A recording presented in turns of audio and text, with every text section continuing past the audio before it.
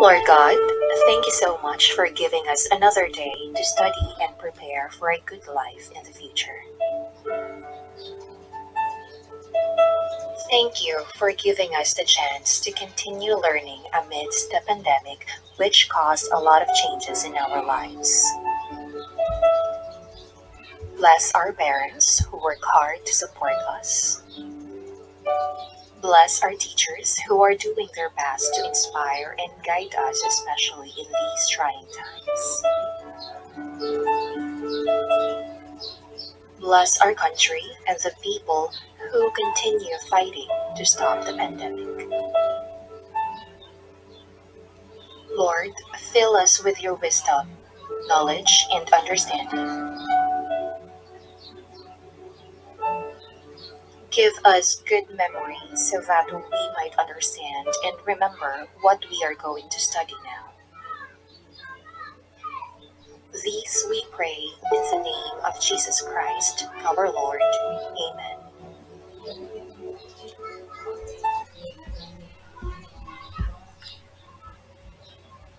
Okay, good morning, class. Hello, you there? Good morning, class. Good morning, sir. Good Good morning, morning, sir. sir. Good morning, sir. Good morning, sir. Okay, Good so morning, sir. for your attendance, so Miss KL, are you there? Miss KL, wala po Sir, kasi. Okay, kindly monitor the attendance. So at the end of the lesson, kindly submit to me the list of those who are present for today. Okay, okay, sir. okay. So let us proceed. Okay, so before anything else, so let me first present to you our virtual rules. So of course, we discussed this already from the very beginning.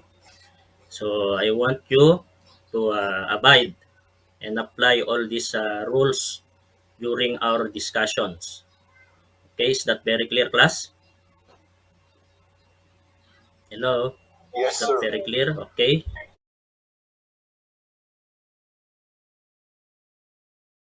So let me first give you a short activity.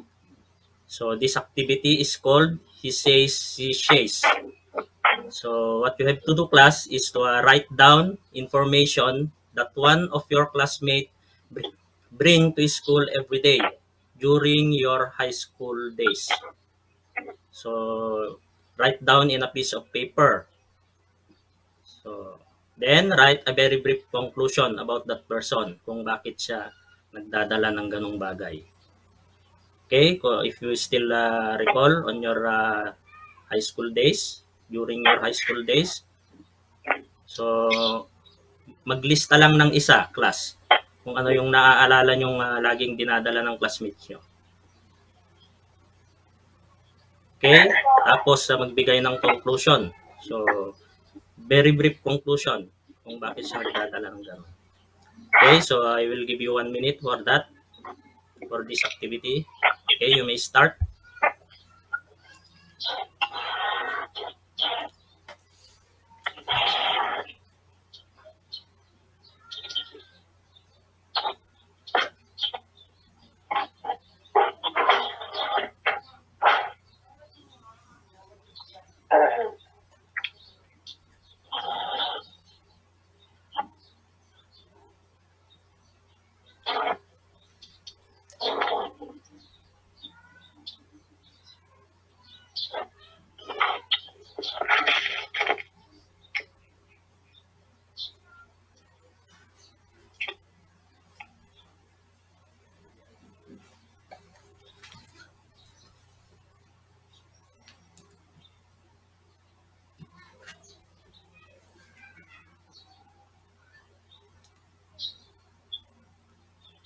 Okay, finish? Are you finished?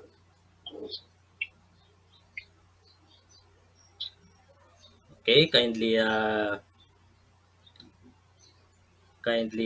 read what you have written on your notes. Anybody? Class? Yes? Sir. Yes? So go ahead.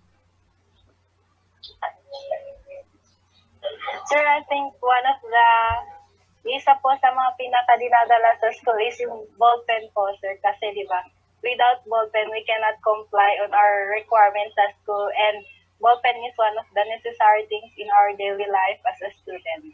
Yun yung Yes po, sir. yun na yung conclusion mo? Nandun na ba yung conclusion mo? Okay? Yes po. Okay, so as you have noticed, class, so excuse me, meron pang dumarating.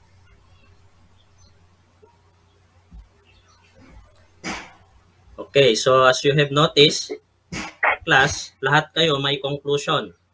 So your conclusion, you generate your conclusion based on your first statement.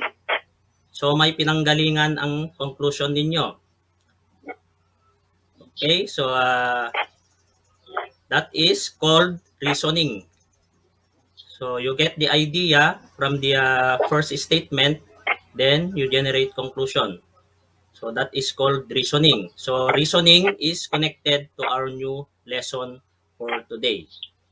Okay, so our lesson for today is about the inductive and deductive reasoning. So we will tackle these two types of reasoning. Okay, so while we are discussing, class, kindly write down or take down notes some important terms or important terms, so that when I ask you some questions later on, you can answer the questions. Okay, so first, so before we proceed or before we discuss this two type of reasoning, so let me first present to you the objective of the lesson. Okay, so at the end of the lesson, you will be able to define deductive and inductive reasoning. So at the end of the lesson, you will or you can differentiate or you can learn the difference of deductive and inductive reasoning. Okay, so let's proceed. So before anything else, so let us first discuss the meaning of reasoning. Okay, so mathematical reasoning is a critical thinking skills that enables someone to make use of other skills in mathematics. So this reasoning is used in different studies in mathematics, like proving theorems or concept, something like that, class. For example, in geometry, the total angles of a triangle is have a total angle of 180 degrees. So how did we obtain 180 degrees? So we need to give reasoning so that we can prove, or we will give solutions, something like that, class. Okay, so there are two common types of reasoning, so which are deductive and inductive. So first, we will discuss the concept of inductive reasoning. Okay, so inductive reasoning involves the use of visual patterns. So we can use photos or geometric shapes, and also number patterns. So when we say number patterns, of course, we are talking about numbers. And conjecture. So these are statements and conclusions. Okay? So conjecture is an idea based on incomplete information, and this may be true or false. So the conjecture or the conclusion that you can generate may be true or false. It is not always true, class. So take note of that. So in short, inductive reasoning is from specific to general. So this is very important class. Always remember, inductive reasoning is from specific to general. Okay? So for further explanation, so that we can fully understand the concept of the inductive reasoning, so let us have some examples. Okay, so example number 1. So consider the numbers below. So predict the next number. So as you have noticed, class, these numbers are the specific numbers or specific examples. Okay, so can you predict the answer? Who wants to answer? What is the Sir. next? Yes, Bangtayon, Miss Bangtayon. Sir, 20 po. Okay, so let us see. Okay, so this is the solution.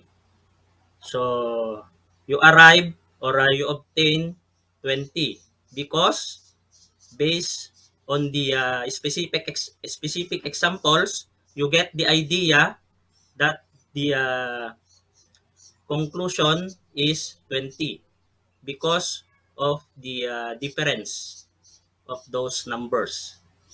Okay, there is a common difference of 4.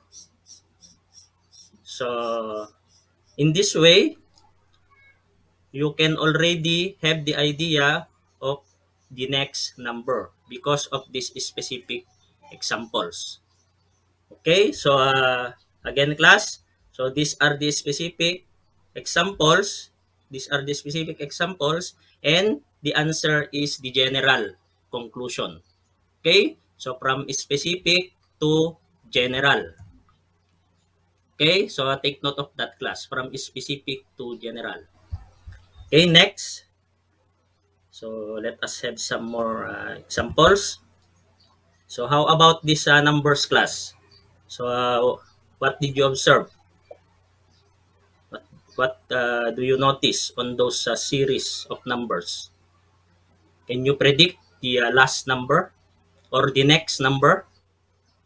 Sir, 76, sir. Yes, Miss Lindawan, 76. Okay, let us see. Okay, so the next number is 76.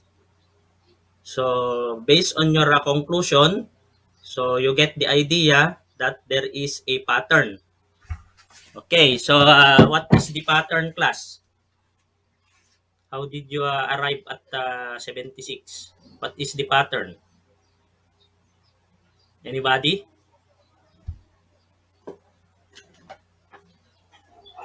Sir, Yes, Mr. Bonavente? sir, between them, you will count 5, 10, 15, 20 to get the next number. Okay, very good. So 1, 6, 16, 31, and 51. Okay, so he is right. So as we can see, do you see the whiteboard, class? Can you see it? Yes, sir. Yes, sir. Sir, Okay, so these are the specific examples. So then our conclusion is 76.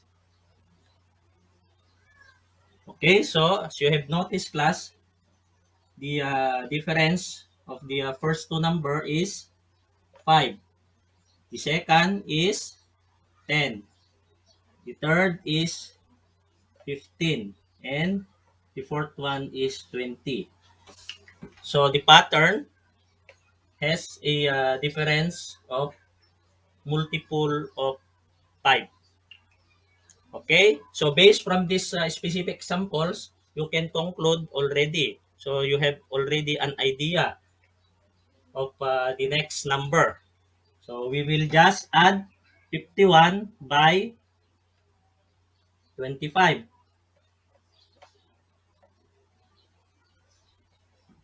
Okay, so based on this pattern, so we will get the conclusion. So again class,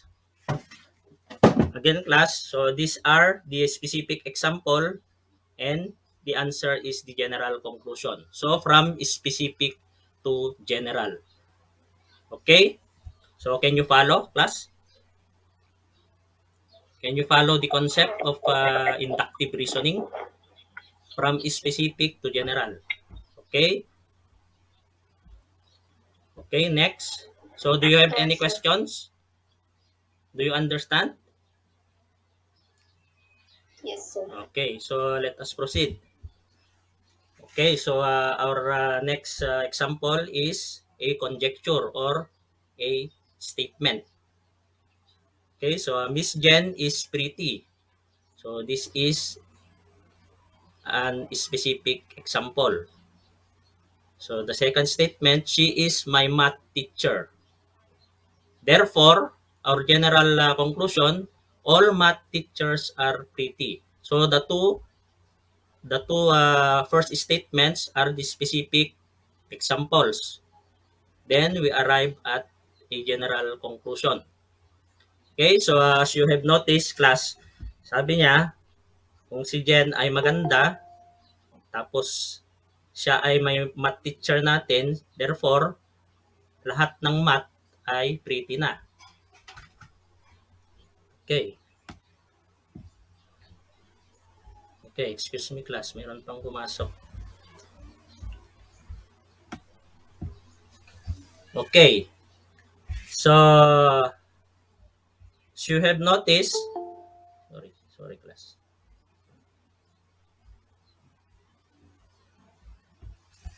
So, as you have noticed class from specific examples, so we generate conclusion. Okay? So, again, from specific to general. Okay? Yun lang ang tatandaan nyo class sa inductive reasoning. Okay? So, do you have any questions so far? Answer. Okay, so let us proceed. So, EDSA is a major thoroughfare which has a speed limit of 60 km per hour. Therefore, nag-conclude tayo that all major thoroughfare has a speed limit of 60 km per hour. Okay, so this is the specific example. Yung EDSA road daw ay may speed limit na 60 km per hour. So, nag-conclude tayo na lahat na ng road or thoroughfare has a speed limit. Okay, so naniniwala ba kayo class? So, sa inductive reasoning, pwedeng hindi totoo, pwedeng totoo. So, it may be true or false. Kagaya sa number 2 class, all math teachers are pretty. Yung conclusion natin, so naniniwala ba kayo na lahat ay pretty? So, hindi siya totoo minsan. Minsan totoo. Ganon ang inductive reasoning. Okay? So, do you have any questions on the concept of inductive reasoning? Hello? May questions ba kayo? Okay, kung if there's none, so let us have the summary of the inductive reasoning.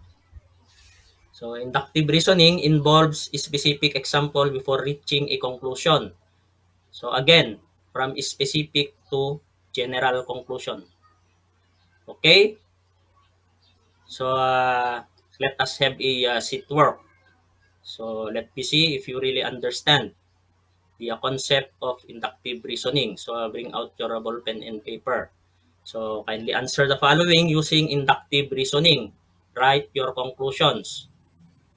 Okay, so number 1 is a number pattern. So, number 2 is a conjecture or statements.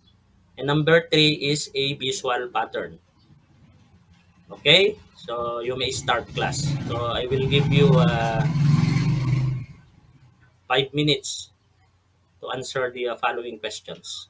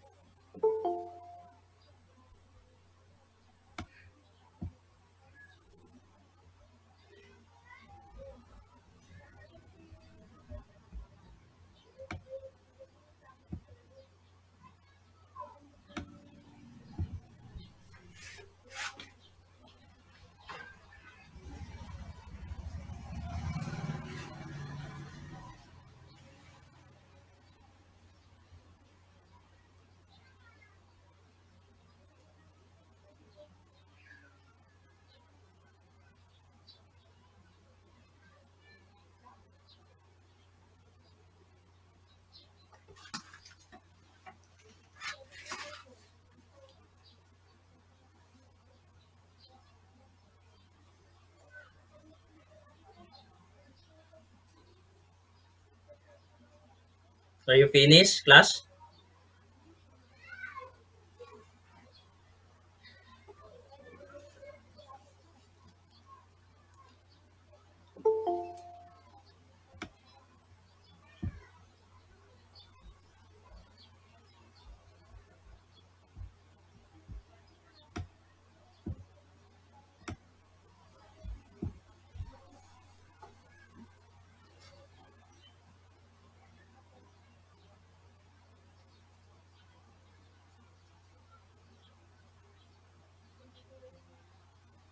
Okay, last 1 minute.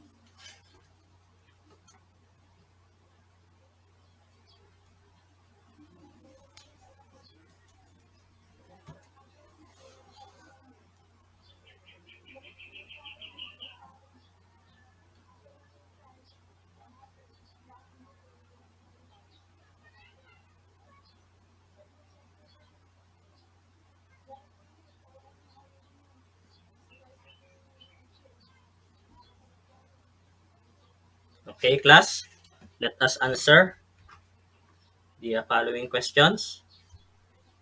Okay, kindly see if your answers are correct. So who wants to answer number 1, class? Anybody? Sir, me, sir. Yes, Ivy?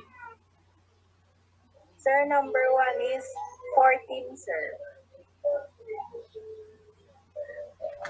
Number 1, 2, 4, 6, 10, 12, 14. I'm sorry, class. This D10 is should be 8. Okay. So 10, sir, yung sagot. Oo, sorry, class. Nagkamali ako rito sa number 1. Dapat 2, 4, 6, 8. So, di bale, class. At least may correction. Na-correct natin. Okay? So, ang linagay kong answer is 12 kasi 10 yung nakita ko doon pero 2, 4, 6, 8 sana yan. So, di bale class, importante alam nyo yung concept. So, how did you get or arrive that answer? IB. Kindly explain your answer. By adding 2 to the previous number po. Okay, so based on the specific examples, so you conclude that the difference, there is a difference of the specific examples, which is 2. So makikita natin, so makukuha natin yung answer na 12. 2, 4, 6, 8, 10 sana yan. So 12 yung answer. Okay? So again, so from specific example, so yung answer ang general conclusion. So from specific to general. Okay? So number 2, who wants to answer? Anybody? Sir, Yes, Mr. Bonavente? sir, the answer for number 2, therefore, the family is vegetarian. Okay, I will consider that one. So let us see if your answer is correct. Okay, so my family loves to eat vegetables. Okay, so bakit yan ang naging conclusion natin? So based from the specific or from the given statements or specific statements, so my brother often eat vegetable. So yung susunod, my mother always eat chop suey. So vegetable din yon, mga vegetable. So and my sister always eat vegetable salad. So therefore, lahat sila ay mahilig sa vegetable. So my family love to eat vegetable. So again class, from specific examples or specific statements, we arrive at the general conclusion. Okay, so from specific to general. So do you have any question? So pwede yung sagot ni Mr. Pan kanina.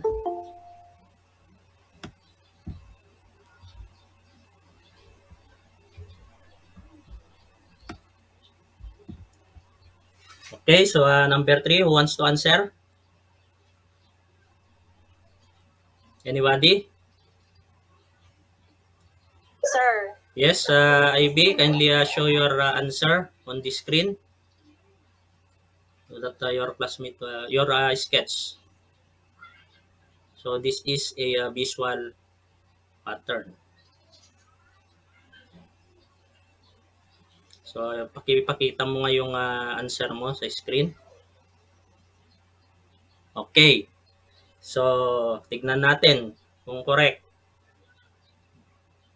Okay. So yan ang sumunod na visual pattern sa shape.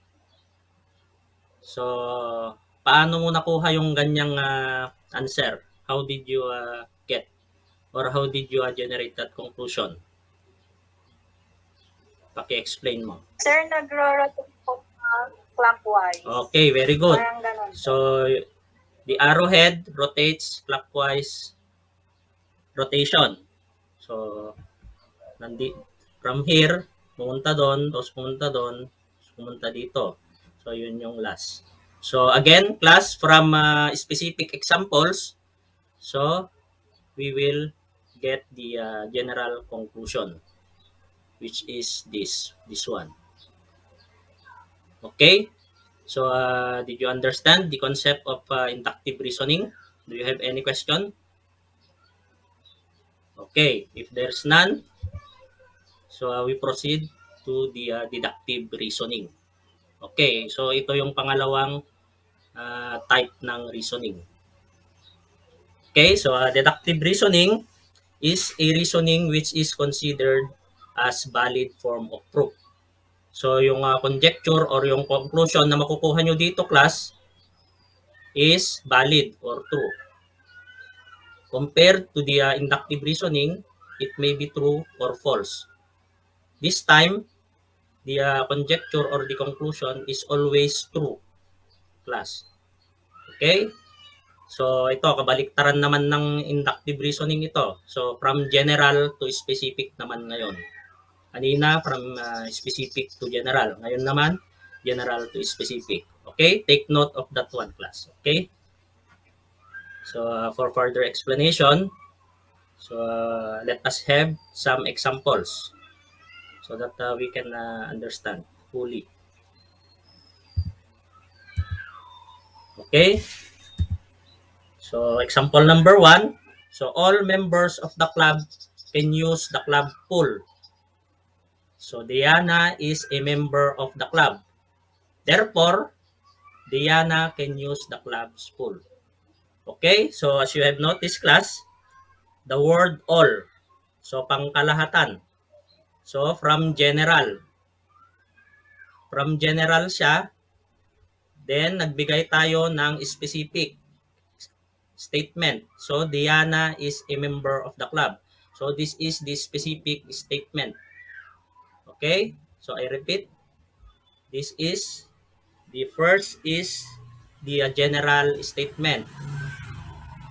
Pag may nakikita tayong all, it means it is the general statement. So nagbigay tayo ng specific, Diana is a member of the club. So therefore, Diana can use the club. So sabi niya, lahat daw ng members ng club ay pwedeng gamitin ang pool. So nagbigay tayo ng specific example. Kung si Diana ay member ng club, so member siya, kaya pwede niyang gamitin yung club pool. Okay? So from general to specific. Can you follow, class? Okay, so next. So we proceed to the next example. Okay, ito. All numbers are divisible by 3. If the sum of the digits is divisible by 3, the sum of 399 is 15.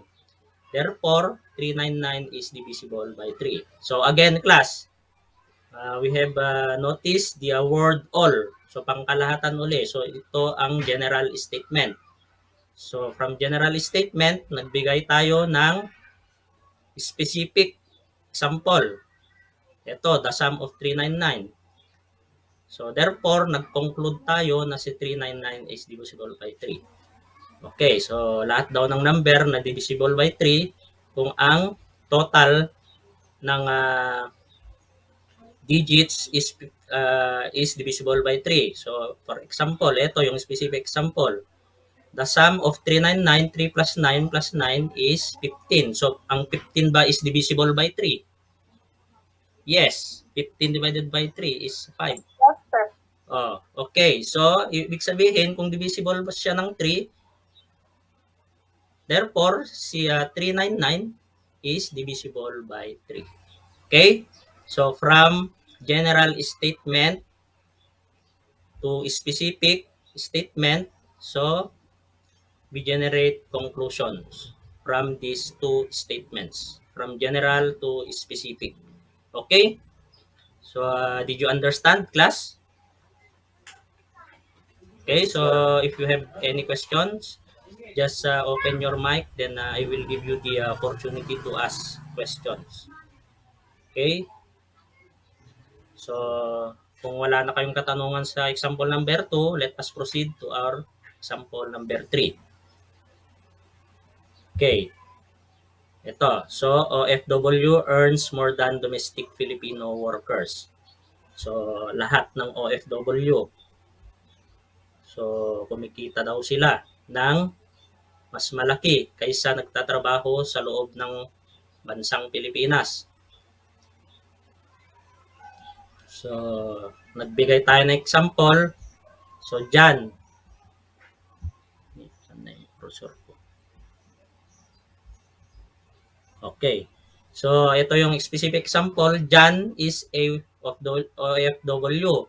So, si John daw ay isang OFW. O, kung si John ay isang OFW, therefore, mas malaki ang kita niya kaysa sa mga nagtatrabaho sa loob ng bansa. Okay, from general statement to specific statement, then we generate conclusions. Okay, so we get the idea of generating conclusions based on the two statements. from the general and specific statements. Okay? So, naintindihan nyo ba, class? So, from general to specific naman. Okay, so do you have any questions regarding the concept of deductive reasoning? So, as you have noticed, class, lahat ng conjecture or yung conclusion natin is true. Magiging valid lahat. Okay? So, compared to the inductive reasoning, it may be true or false. So, ito, lahat ng conclusions nyo dito sa deductive reasoning is always true. Okay? So, is there any questions? Okay, so kung wala nang question, class, so this is the summary of deductive reasoning. So, deductive reasoning involves more analysis than inductive reasoning. Knowing them to be already true can give more valid conclusion than inductive reasoning. So, take note, class, that the conjecture of deductive reasoning is always true. Okay? So, let us have again a short sheet work. So, bring out your ball pen and paper. So, answer the following using deductive and inductive reasoning and write your conclusion. Okay, so I will give you 3 minutes to do this. Okay, you may start.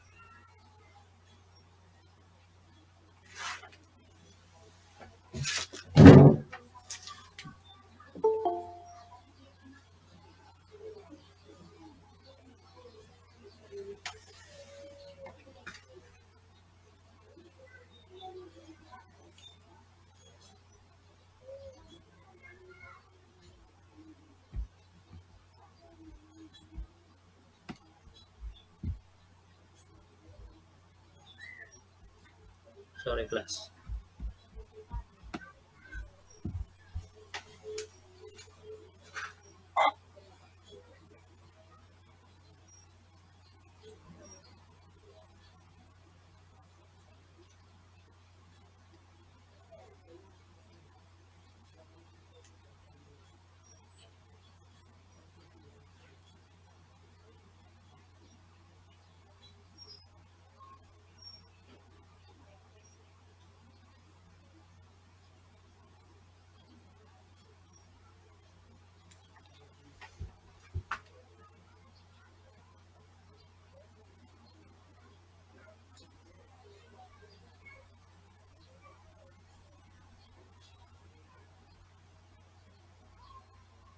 Okay, are you done, class?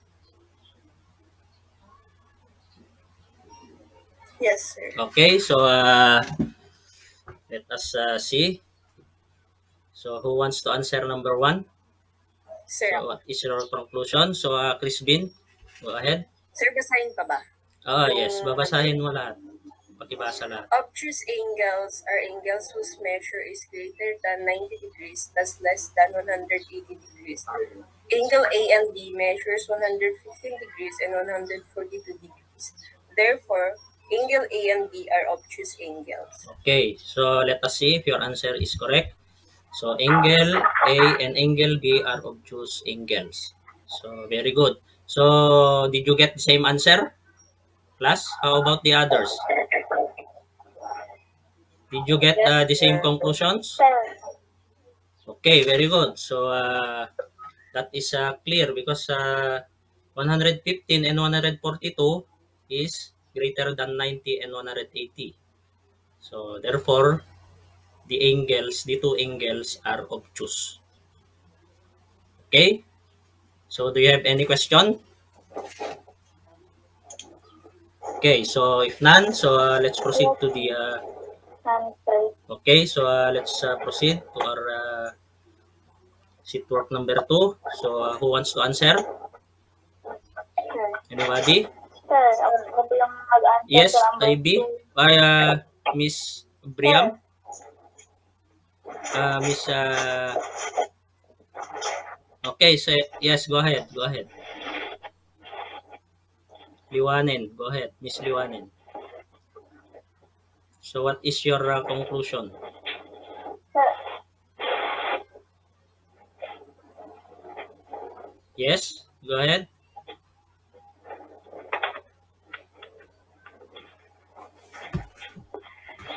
Miss Liwanen.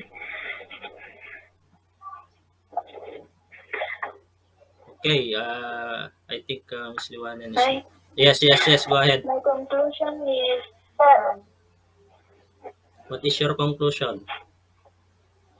Therefore, ako po, sir. yes, go ahead. Therefore, 18 is a composite number. yes, okay, so let us 18 see. is a composite number. Okay, so let us see if your answer is correct. Okay, so 18 is a composite number. Okay, so did you get the same answer? Yes, sir. Okay, so Yes, sir. is there any questions on the concept of deductive reasoning? So I think you understand the concept of deductive reasoning. Okay, so if you don't have any more questions, so let us have our generalization. Since it's already time, so I will be faster to discuss this. Let us have a recap of the our lesson for today. So chapter summary. So inductive reasoning is the process of making general conclusion founded or based on detailed examples. So from specific examples to general conclusion. Okay, so always remember that, class, from specific to general. So yung deductive reasoning naman is the process of making specific truthful conclusion based on general principle. Okay, so from general naman ito to specific. So magkabaliktad sila, class. Okay? So ang deductive is truthful ang conclusion. So ang inductive is maybe true or not. Okay? So for your assignment, class, so I will upload your assignment in your portal regarding inductive and deductive reasoning. So later on, mamaya, take a photo.